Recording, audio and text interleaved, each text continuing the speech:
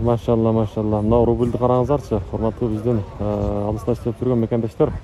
Рубль дағы көтерілді. Сон лайктан басабыз. Жалпыңыздарға ассаламу алейкум. Құрметті біздің Ағлам Хабар каналыбыздың көрушілер. Жалпы біздің қадырман қалайық жүр, амансыздарбы?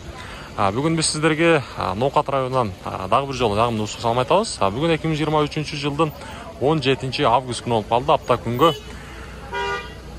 бейшембе туғандар 4-ші күн. Бұл жерде Байтұрсын банктағы курстарды таныштырып баштайын.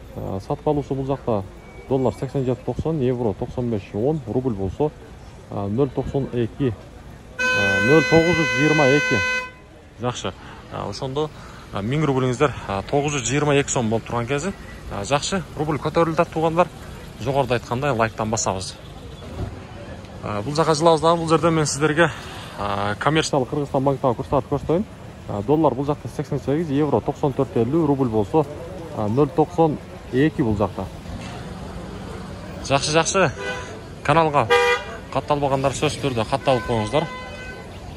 Арандағы мұнашыл астыдағы номерлер арқылы арзан электронный арзан Нұржамал деген ежеден билеттерді алсаңыздар болды. Қырғызстаннан Россияға, Россиядан Қырғызстанда билеттер бар. Қырғызстан içinde дағы Ош Бишкек, Ош бағыттары қаралған.